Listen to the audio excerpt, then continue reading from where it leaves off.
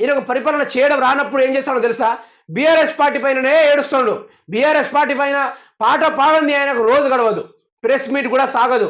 అలాంటప్పుడు ఈయన ప్రజల్ని పట్టించుకోవాల్సింది పోయి గత ప్రభుత్వమైన కసరత్తులు ఎత్తున్నారు. ఎందుకు తెలుసా? ఈయన ఆ విధంగా తిడితే ప్రజలు అట్రాక్ట్ అయ్యి నాకు ఓట్లు గుద్దేస్తారేమోనని ఆలోచనతోటి ప్రజల్ని పట్టించుకొని ఈ సీఎం రేవంత్ రెడ్డి, ప్రజల్ని ఆదుకొని ఈ సీఎం రేవంత్ రెడ్డి, ప్రజల్ని సమస్యలపై మాట్లాడిన సీఎం రేవంత్ రెడ్డి ప్రజలు ఈసారి ఎంపీ ఎలక్షన్లు ఏ విధంగా ఓటేస్తారు? మళ్ళీ కేటీఆర్ అంటున్నాడు అచ్చేసిన ఆంబోతులా మాట్లాడుతున్నాడని. ఫోన్ ట్యాపింగ్ చేస్తే ఏమవుతుందంటావా? ఫోన్ ట్యాపింగ్ ఆ రోజుల్లో ఈయన దొరకడానికి, ఓటుకు నోటు కేసులు దొరకడానికి, ఈయనను పట్టుకోవడానికే ఆ రోజు ఫోన్ ట్యాపింగ్లు షురు చేశారు. దాని తర్వాత బంద్ చేశారు. దానిపైన ఎవిడెన్స్ కూడా ఉంది.